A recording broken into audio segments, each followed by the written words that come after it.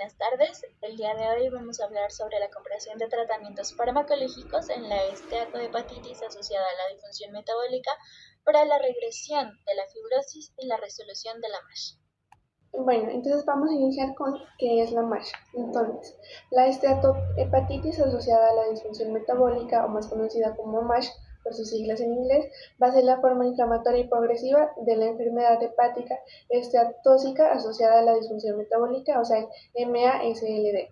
Hasta el 2023, esta entidad era conocida como la esteatohepatitis no alcohólica, o sea, NASH, pero esa nomenclatura se cambió a partir de 2023 ya que se le hizo énfasis en el nombre, más que todo a la fisiopatología, entonces se la actualizó. Entonces, la MASLD va a ser un término que va a englobar desde lo que es la esteatosis hepática simple, que es la acumulación de los lípidos en los hepatocitos sin inflamación, hasta la MASH, que se caracteriza por la coexistencia tanto de la esteatosis hepática, la inflamación lobular y el balonamiento hepatocelular.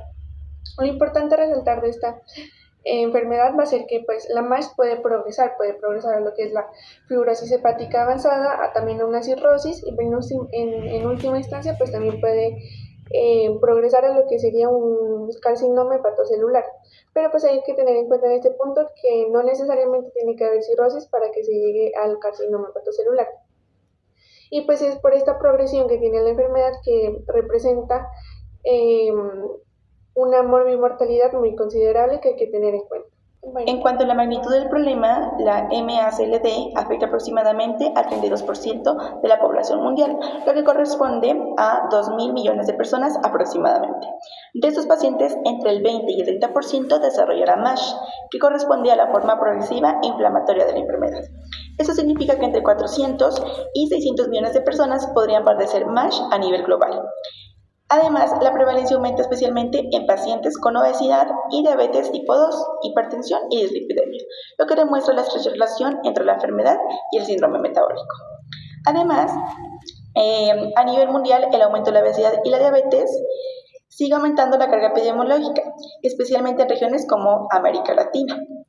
Y finalmente, el interés científico sobre la enfermedad es muy grande, ya que este metaanálisis ha incluido en ese artículo 29 ensayos clínicos con más de 9.000 pacientes con MASH confirmados por biopsia. Hasta hace muy poco tiempo no existía ningún tratamiento farmacológico aprobado especialmente para la MASH.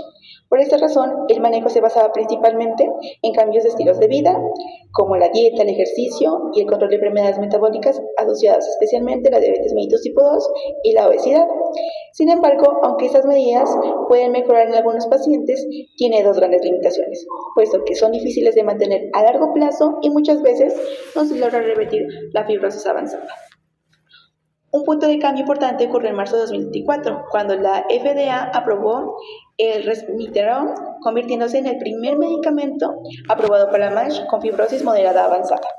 Aunque este avance fue histórico, la eficacia sigue siendo moderada, ya que solo alrededor del 26% de los pacientes logró mejorar la fibrosis. Además, en la actualidad, la gran necesidad de desarrollar terapias más efectivas y seguras hay múltiples medicamentos que están en investigación, como el análogo de FGF21 y los agonistas de GLP-1, que buscan mejorar resultados clínicos en los pacientes. Bueno, este estudio fue una revisión sistemática con metaanálisis en red de Basellano. Es un tipo de investigación que es muy confiable porque nos permite comparar varios tratamientos al mismo tiempo, incluso si no fueron comparados directamente en un mismo estudio. La búsqueda pues se realizó en diferentes bases de datos como PubMed y se contaron con bases de datos desde el 2020 a 2024. Al inicio pues se encontraron más de 6.700 artículos, pero finalmente se seleccionaron únicamente 29 ensayos clínicos aleatorizados, en total de 9.324 pacientes. Los participantes pues eran unos adultos con MASH que se confirmaron con biopsia y también con fibrosis entre F1 y F3. Se analizaron diferentes tratamientos como agonistas GLP-1, análogos FGF21 y agonistas PPAR, que fueron comparados principalmente como placebo. Los resultados principales se evaluaron dos aspectos muy importantes, que fueron la mejora de la fibrosis sin empeorar el MASH y la resolución del MASH sin empeorar la fibrosis. Bueno, a nivel de las fortalezas del estudio, pues se destacaron algo muy importante, que es el protocolo que fue registrado, como lo dijimos previamente, de Próspero, lo que aportaría pues así una mayor transparencia y confiabilidad a nivel del estudio. Además, incluyeron evidencias recientes hasta 2024, agregando en sí 16 estudios nuevos frente a revisiones anteriores. También se utilizaron también desenlaces aprobados por el FDA, lo que aumentó pues, la importancia a nivel clínico de los resultados. Otro punto muy fuerte es que se realizaron análisis estadísticos conservados y que se evaluara la calidad de la evidencia para asegurar los resultados que fueran sólidos y confiables. Sin embargo, el estudio también se presentó un poco de limitaciones, como en la mayoría de las comparaciones entre tratamientos, que fueron muy indirectas porque existieron pocos estudios que comparen medicamentos entre sí de diferentes maneras.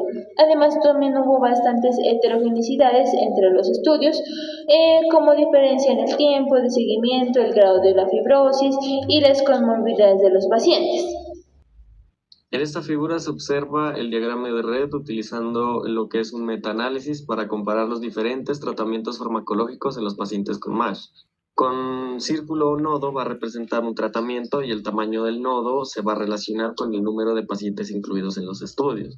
Por ejemplo, el placebo aparece como uno de los nodos más grandes debido a que fue el comparador más frecuente.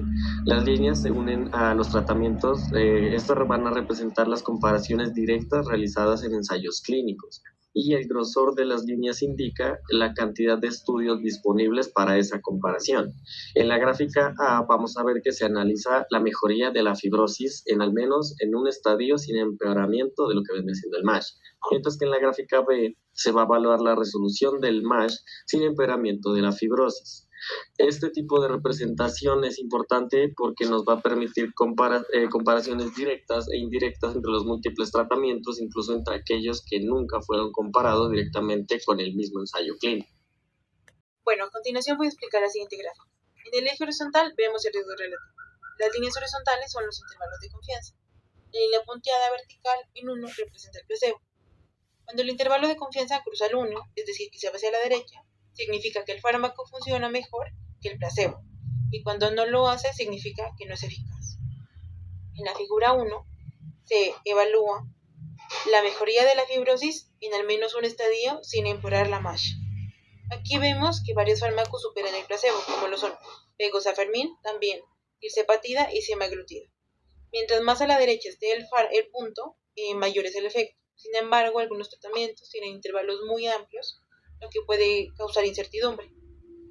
En la gráfica B se analiza la resolución de la MASH sin empeorar la fibrosis. Aquí destacan fármacos como lo son pegozafermin, seguido de survodutida y tirzepatida. Estos tienen riesgos relativos mucho más altos, ya que sus intervalos se extienden hasta valores como lo son 20, 40, incluso llegando a 60. Esto refleja una gran eficacia, pero también puede llegar a ser impreciso porque son ensayos pequeños con pocos eventos. Pero en general podemos decir que pegozafermin, survodutida y tirzepatida son los más prometedores, pero se necesitan más estudios para comprobarlo. Ahora, para hablar del ranking de tratamientos, vamos a tener en cuenta que la clasificación de estas intervenciones se las realizó mediante el análisis de la superficie bajo la curva de ranking acumulada, o sea, el sucro. Los valores van a ir del 0% hasta el 100%, pues donde los valores más altos nos van a indicar que tienen mayor eficacia relativa del tratamiento, mientras que los valores que sean más bajos nos indican que tienen menor eficacia relativa del tratamiento en el ranking global.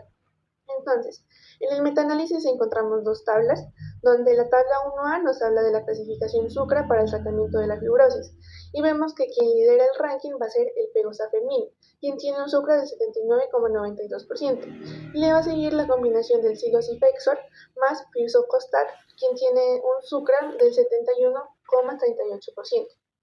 En la segunda tabla, la tabla 1B de la clasificación del SUCRA para la resolución del MASH, miramos que quien lo lidera es igualmente el pegozafermin, pero con un SUCRA del 91,75%, y le sigue la survodutida con el SUCRA del 90,87%. Algo que hay que tener en cuenta en cuanto al ranking Sucra va a ser su sobreinterpretación. Aunque es una herramienta que nos sirve para sintetizar información y es útil para eso, no digamos que no establece diferencias que sean estadísticamente significativas entre posiciones que están adyacentes.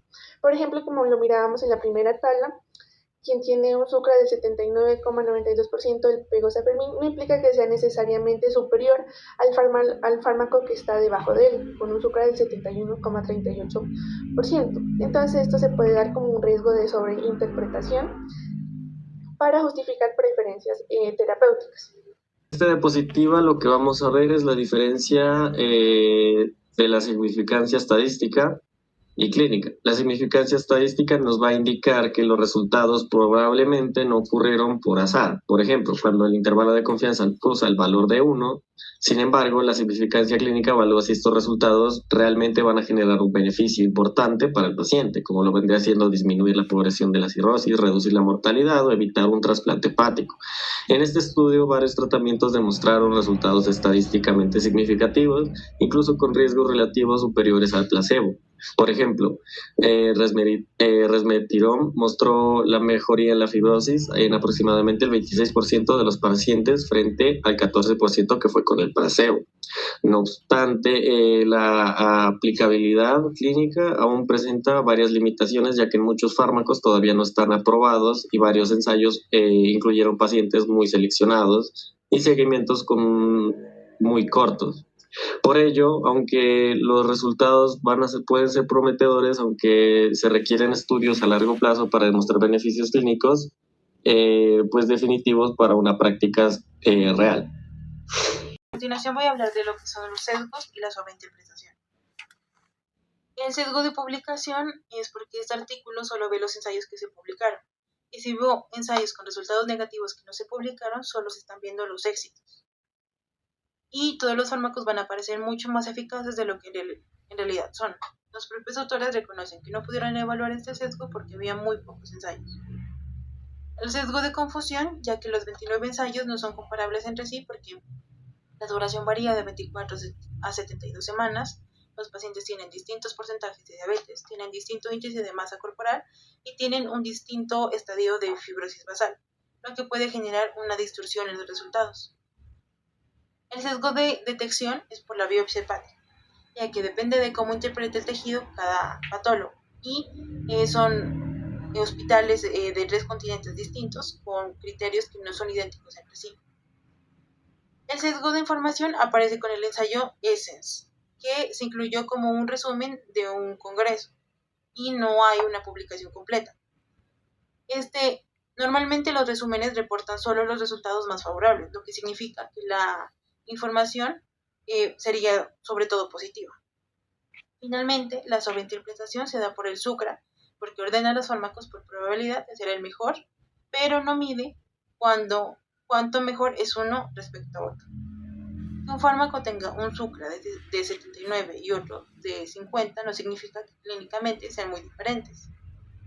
Y el cinema, que es precisamente la herramienta que nos diría qué tan sólida es cada estimulación, no aparece detalladamente en el texto, por lo que no sabemos si la evidencia es fuerte o es débil.